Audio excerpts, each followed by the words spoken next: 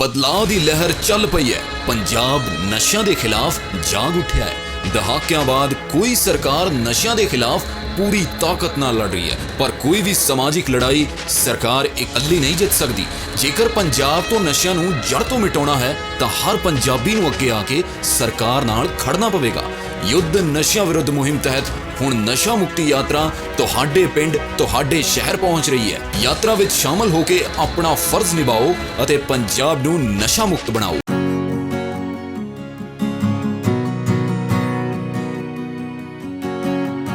आप देख रहे हैं ना उदय टाइम्स पंजाब केसरी टीवी। पहलगांव की घटना के बाद सरकार की तरफ से ऑपरेशन सिंदूर चलाया गया और ऑपरेशन सिंदूर की सफलता के बाद कहीं ना कहीं सरकार की तरफ से कोशिश है कि इस सफलता को लोगों तक किस तरीके से पहुंचाया जाए, विदेशों तक किस तरीके से पहुंचाया जाए। सरकार की तरफ से ये प्रयास किए जा रहे हैं। सरकार की तरफ से 7 डेलीगेशन जो है वो विदेश यात्रा पर भी गए हैं, जहां पर वो विदेश में जाकर जो ऑपरेशन सिंदूर है उसकी सफलता बताई जा रही है। साथ ही साथ पाकिस्तान की नापाक हरकत को भी वहां पर बताया जा रहा है। लेकिन हरियाणा के पानीपत के रहने वाले दीपक शर्मा आप देख सकते हैं कि साइकिल पर सवार है और 4 धाम की यात्रा पर ये निकले हैं।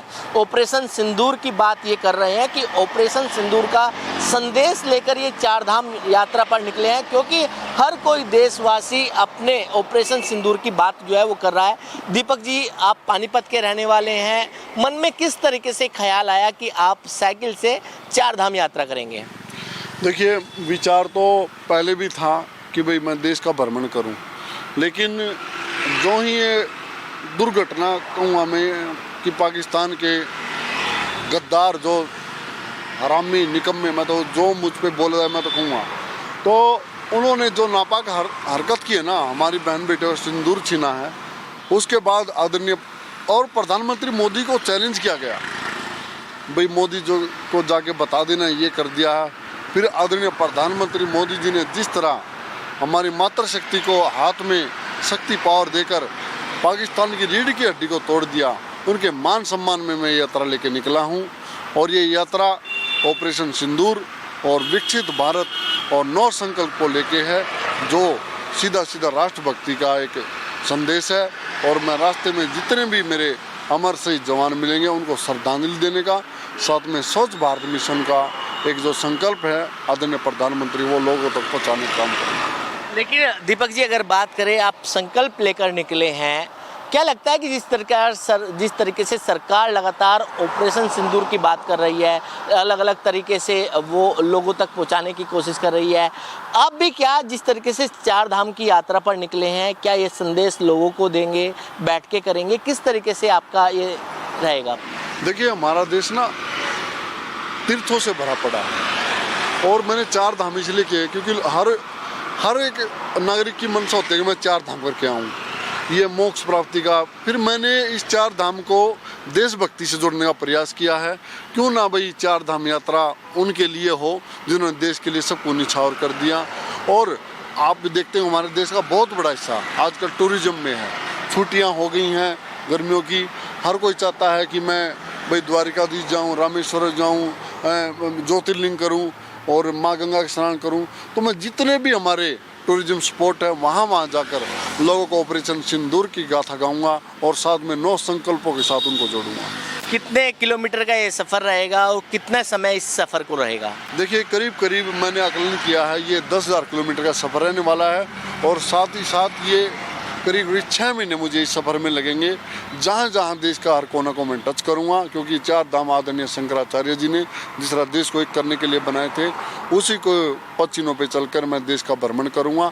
और साथ साथ ऑपरेशन सिंदूर की गाथा छाती पीट कर और बड़े गर्व से ओज स्वर में बोलूँगा कि हमारी मातृशक्ति ने घुसकर पाकिस्तान को मारा। क्या इसी साइकिल के माध्यम से आप जाएंगे या किस तरीके से आपका सफ़र रहेगा? देखिए जी, मैंने पहले भी प्रयागराज साइकिल से किया था, और ये पूरा भारत, भाई एक भाई का नाम मैं जरूर ले दूँ जिसने मुझे साइकिल डोनेट की है, भाई सुनील कौशिक जी, उन्होंने मुझे इस शुभ कार्य के लिए साइकिल डोनेट की है, मैं उनका धन्यवाद कर दूँ।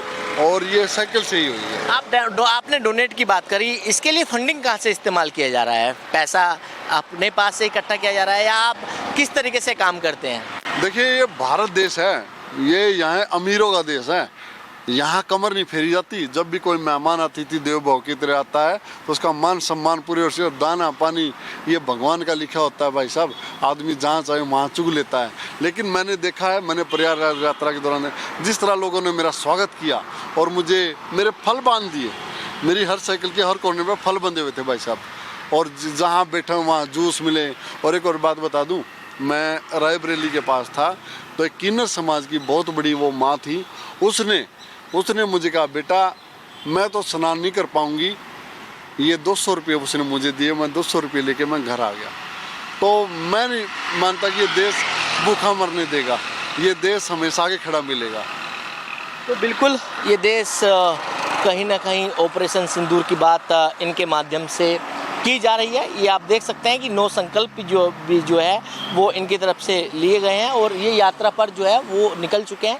6 महीने का सफ़र रहेगा और करीब 10,000 किलोमीटर का ये सफ़र जो है वो पूरा करने वाले हैं। दिल्ली से कमल कुमार कंसल, नवोदय टाइम्स, पंजाब केसरी टीवी।